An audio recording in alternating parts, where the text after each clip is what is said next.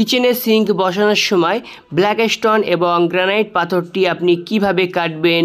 অনেক সময় টেবিলে এরকম সাইডে সরু বিট থাকে, কাটার সময় আমাদের ভেঙে যায় অথবা বসানোর সময় ভেঙে যায়, কিন্তু আজকের এই ভিডিওটি দেখুন, আপনার অনেক কাজে লাগবে। মার্বেলের সুন্দর সুন্দর ডিজাইনের কাজ দেখতে হলে marble design etc coupon channel subscribe করুন। ছাদ বাগানে কৃষি কাজ দেখতে হলে রুট গ্রিন 007 এই চ্যানেলটি সাবস্ক্রাইব করুন এবং এছাড়া আমার ফেসবুক পেজ কুপন মার্বেল এই পেজটি আপনারা ফলো করে রাখুন। পাথরটা আমরা কিভাবে কাটি, কিভাবে মেজারমেন্ট করে একটু আপনাদেরকে দেখাবো। দেখুন, এটা 18-21 ইঞ্চি সিঙ্ক আছে, 18 ইঞ্চি বাই 21 ইঞ্চি সিঙ্ক আছে। সিঙ্কটাকে উল্টে ধরবো। সিঙ্কটা উল্টে বসানোর পর 4টে কোণায় আমরা দাগ মেরে নেব। এখন দাগ মারার সময় একটা জিনিস খেয়াল রাখতে হবে, সিঙ্কের উপরে যে কলটা থাকে সেটা যেন সিঙ্কের ঠিক মিডিল বরাবর থাকে। ব্ল্যাক স্টোনের দাগটি মারা হয়ে গেলে ব্ল্যাক স্টোনটিকে আমরা নিচে নামিয়ে নেব। তারপরে যেখানে দাগ দিয়েছিলাম সেই দাগ বরাবর একটি দাগ আমরা 4 সাইডে মেরে নেব। 4 সাইডে দাগ মারা হয়ে গেলে সিঙ্কের সাইডে যে বিটটি আছে সেই বিটটি আমরা মেপে নেব।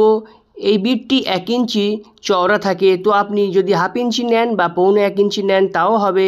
1/2 ইঞ্চি ভিতরে আমরা দাগটা মেরে নেব। যেমন স্ক্রিনে আপনারা দেখতে পাচ্ছেন ঠিক সেই রকম 1/2 ইঞ্চি আপনাদের ভিতরে দাগ নিতে হবে। এবার একটি স্কেলের সাহায্যে দাগটি আমরা সুন্দর করে মেরে নেব। মেরে নেওয়ার পরে পাথরটি কাটবো।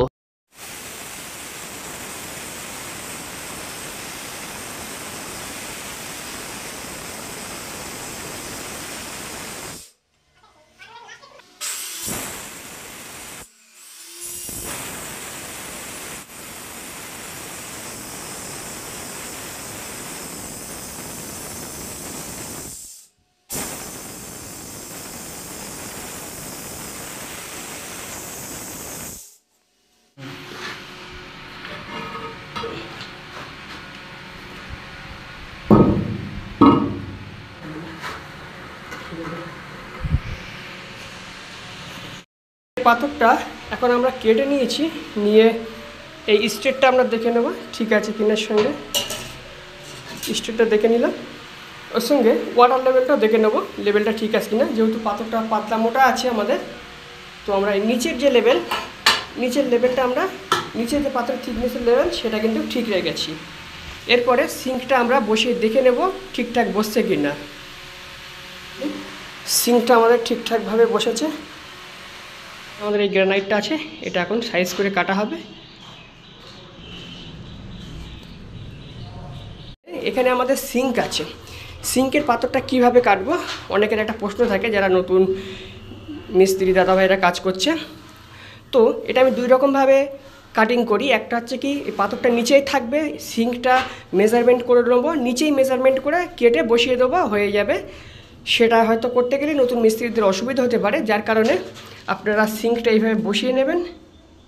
ব্ল্যাক স্টোনের সিঙ্ক বসিয়ে নেবেন। বসিয়ে নেওয়ার পরে আপনারা নিচে দিয়ে দাগটা মারবেন। সিঙ্কের পাইপের যে জায়গাটা থাকে দেখুন, এই যে নিচের যে হোলটা আছে এইখানে আপনারা হাত দিয়ে ভিতরে দাগটা সুন্দর করে মেরে নেবেন। নিচে দিয়ে হাত দেওয়ার আগে অবশ্যই আপনারা হাতে একটা কাপড় বেঁধে নেবেন, না হলে কিন্তু আপনার হাতটা কেটে দেবে।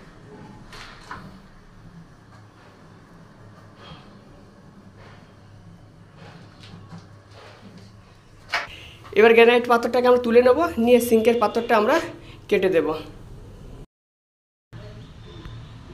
দেখুন, আমরা ভিতর দিয়ে দাগ মেরেছিলাম, এটা বেসিনের ভিতর দিয়ে হাত গলিয়ে এই দাগটা মেরেছিলাম।